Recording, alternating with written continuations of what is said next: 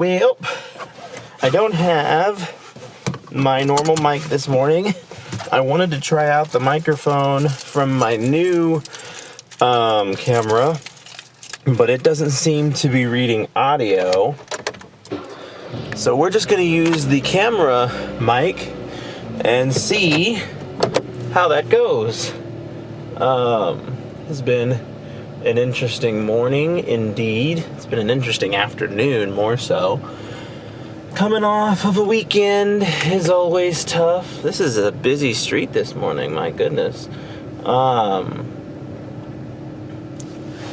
Yeah, I made the eggnog last night. I don't know when you all will see that video, but it was awful. Did not taste good at all. I ended up adding butter and flour to it and turning it into a sort of sponge cake. And so it wasn't a complete bust, but as eggnog, it was not good. And so, it's just interesting. And I don't know if it's like the mental game of like the idea that I know that I put raw eggs in this drink and now I don't feel like drinking it, or if it was the fact that it didn't taste that great. So, pro tip, nutmeg is not something that you should just drown your recipes in. I thought for sure that that's where like the flavor of eggnog came from. And so I was like, I'm just gonna put a whole bunch of nutmeg in this. It was gross. I put way too much nutmeg in it. It just tasted like a spicy nutmeg nonsensical drink. And then,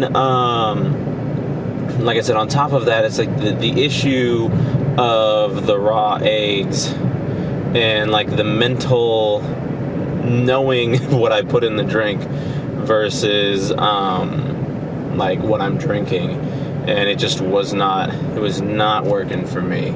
And like I said, it would be different if it like really tasted good, but it did not taste great. And so it's like, not only does this not taste great, but I've got the mental idea of knowing that I'm drinking raw egg, but like I cooked it. And that was the other thing, is I cooked the thing over the stovetop. If you go back and watch the video, I cooked the eggnog over a stovetop on a low heat for probably close to like 20 minutes. I forced you guys to watch me cook eggnog for like 20 minutes. And it was ridiculous.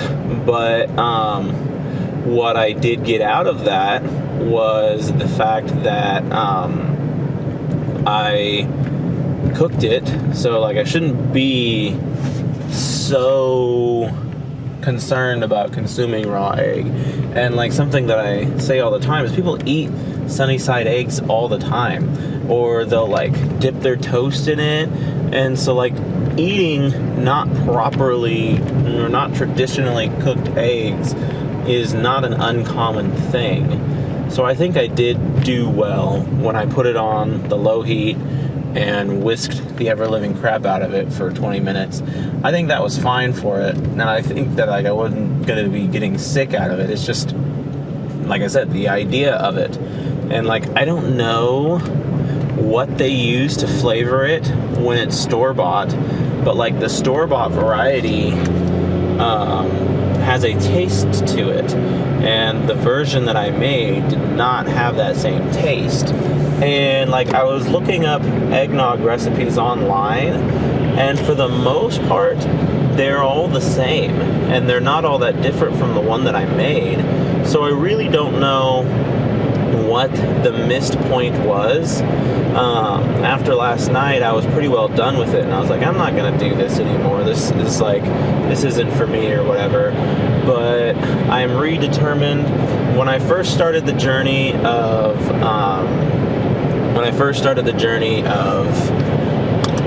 ice cream, of making lactose-free ice cream, it took me several goes before I finally mastered that recipe.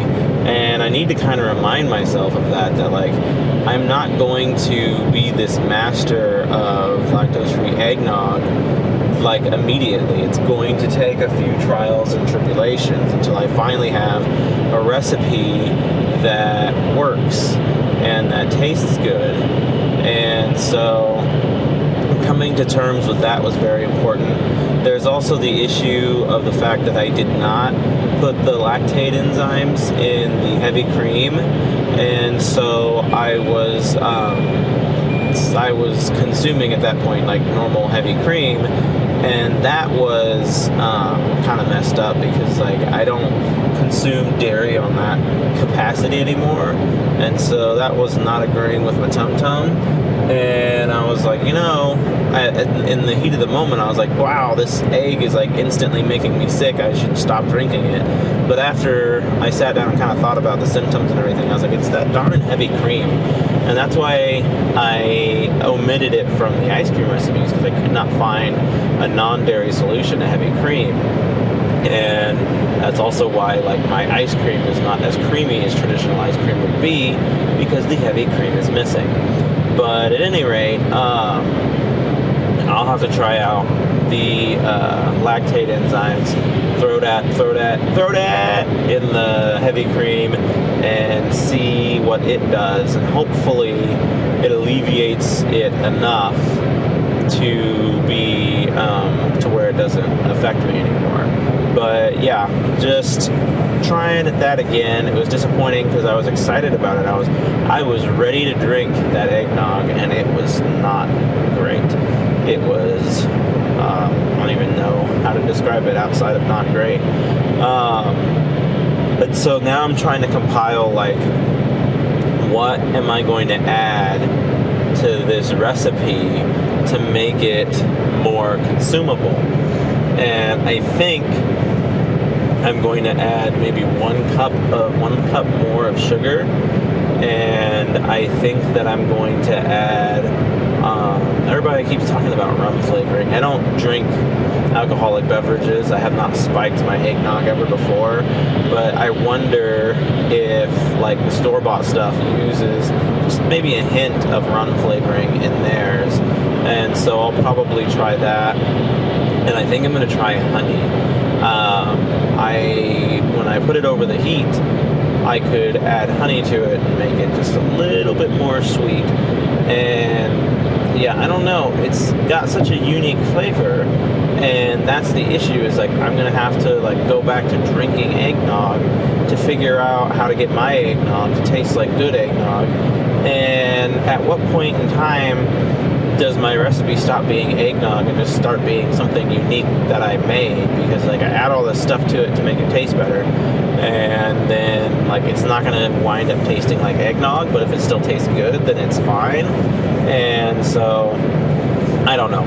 It's an interesting predicament that I have found myself in, and I will have to just work my way through the recipe until I figure out what works. It was just a shame that the actual eggnog that I made last night just did not turn out. Still playing around with the new camera. I'm filming this on the old camera, and we'll probably continue to film these on the old cameras until, well, probably forever. I would have to be able to find, there's an action cam that I want to use to record these instead, because it's got a little like suction mount that I can get it to like stick in a place. The tripod in the passenger seat gives me limited visibility, as you all can see, and so hoping that when I get the action cam in, it'll be a bit different. The nice thing about having the other camera is like when I do films around the house, it does a good job at like making it feel like a film, if that makes sense. One thing that I do really appreciate about it is its autofocus, and so it'll blur out the background if there's something like close to it in the foreground.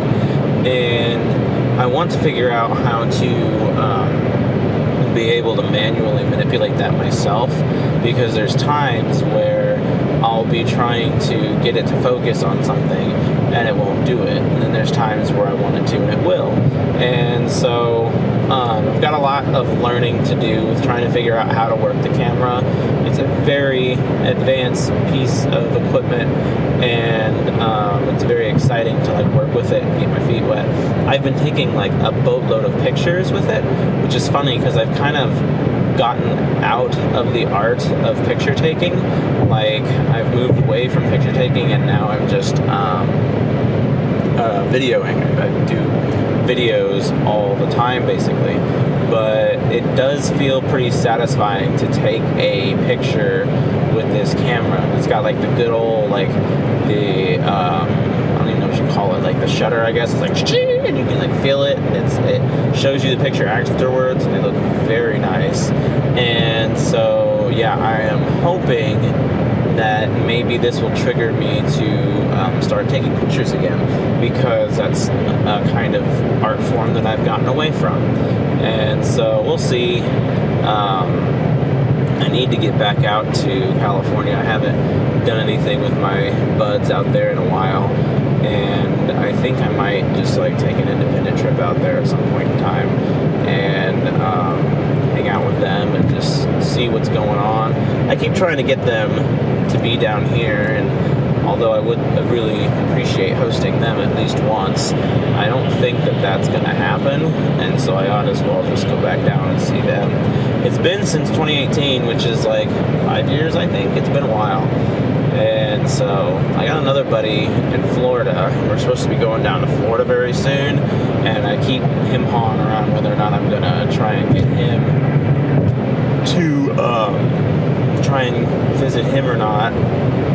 And so it's just a very interesting kind of thing. I like doing those meetups because, like, back when a lot of us first met, the ideology still was that, like, Xbox friends were not real friends. They were just people on the other side of a headset. And to some degree, like, even people on Xbox feel that way, but you run into the legit few that are actually really cool. And, I want to, like, make an effort to meet with these people and see what they've got going on in their lives. So there is something infinitely different about interacting with someone in person versus interacting with someone over a headset. Like, not to say that the interactions over the headset are illegitimate or lame. It's just different when you can interact with them in person. And it's interesting to me how we're able to pick up as though there was no difference. Like, we go from interacting on a headset to interacting in person, and it's just a smooth transition. It just happens and it works, and it's pretty cool how that happens. But so yeah, I will have to try and plan some trips and things so that I can bring my camera with me and start filming it. Need to find different cool environments to film in so that I can get you guys some different stuff. The commutes are fun, and like, I really think that it's more the conversations that we have that bring you all here than anything else. But it still would be nice to get some better, like, scenery. Like, I'm hoping with the action cam, you guys will be able to see a little more than just like the top of the window. And so yeah, so working to make that better. I was putting out some videos yesterday. I'm trying to stay on top of uploading content. That's the weird thing, is like, for the first time ever, I have more content than I have that I can possibly upload. I've never had that problem before. I've always had the opposite problem where I have to go out and make content before I can upload anything. But now I can just upload stuff, or now I can upload stuff freely because I've got boatloads of content. Like, I'm trying to stay a week, do it a week at a time. So, like, over the weekend, I should have uploaded a total of 7 videos so that I can delete 7 videos. But even then, like, I'm still behind because I film 2 videos a day. And so technically I'm filming like 14 videos a week, and it's wild that I'm able to keep this going. But the commute thing has really helped me out in the fact that I don't have to think about setting up the camera and getting a film thing all set up and ready to go. I can just do it. My camera right now only has like 20 minutes of battery time left because I forgot to put it on the charger last night. So we'll see how we do on the go-home commute, because it might just die before I can get home. But I need to I need to get back on putting it on the charger every night. I really thought I was going to be using the new camera, but I've already had one instance where I had to come to a sudden stop, and this camera ate the dashboard, and that's fine with this camera because it's older and has seen some wear and tear. I ain't about to like throw my brand new device into the dashboard. That sounds like a good way to break something. So I don't know that camera will ever be dash cammed. That's what the action cam will be for, and that's what the old camera will probably be for. And that's the interesting thing about it, honestly, is I haven't really stopped using the old camera. I have this gadget on the new camera that really lets me get in and get close to what I'm trying to film. And so like I'll do my wide angles with the camcorder, and then I'll get real up close and personal with the R50. I need to find like a cooler name for it than the R50. I mean, the R50 is not a bad name for a camera, but like I call this one like the camcorder, but that's because it is a camcorder. And I don't know, I'm obsessed with naming things. And I'm saying all this stuff, and I'm really hoping that this microphone is picking up all this stuff.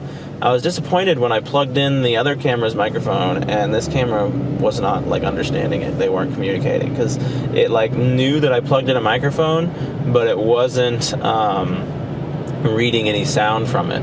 So I wonder if it just doesn't work, if it's not compatible. I don't know, because it's a Canon microphone and this is a Canon camera, but obviously it's not a Canon microphone. It's built for this camera. It was built for the camera that I bought, the R50, and so I guess they don't work quite so well. There we go, almost another one. You guys are gonna be like, this guy cannot drive for nothing. I promise you, I can drive. It's not me, it's them. But yeah, now you're witnessing why I am nervous about having the other camera in here. And like some people are like, I can't believe that you're even entertaining the idea of having a camera while you drive. I don't really interact with the camera that much while I'm driving. Like I'm driving and I'm talking to you guys, and it's no different than like driving and talking to like a person or a passenger. You guys are my passenger in this situation. You're rather short passengers and you don't get it. That's a cool view. See, I like that. I need to figure out how to do that position I've got you guys in more often, because you can see a decent amount of stuff there. And that's what, like, I feel like if you could see more than just like the sky and the tips of trees, you might actually have a good enough visual to be like, wow, this is kind of an interesting scene. It's kind of ironic that I am using both cameras when I film in the house now, because like the biggest draw of doing the recordings the way that I'm doing them was so that I could limit my amount of editing. So like the biggest thing that takes the most amount of time is editing. And if I am stuck, or if I have a video like these ones where it's just basically me and a non-moving camera and I'm just talking into it for several minutes, that's not that hard to edit. I usually just extract the audio, work it a little bit to make it cleaner, put the audio back over the video, and publish it. Boom, I'm done. That's really easy. When you start talking about splicing in different angles and different camera views and all that, that's when it gets a little more difficult, and that's when it starts taking more time. And I think it would be good to have kind of a balance of both, because like I do think video, as far as like videos go, these are not like entertaining videos, but to the same end, like that's not necessarily the point. Like a lot of people will just turn Sam Sulek stuff on and just listen to it in the background, or like I watch a lot of Dry Creek Wrangler School and I will just turn his stuff on and listen to it in the background. So long as I'm speaking about things that's worth listening to, then it'll be fine. And that's what like another friend of mine was saying, is like, well, if it's more for the speech than it is for the video, then why not make it a podcast? And I think when I get a more legit mic, I'll probably start doing that.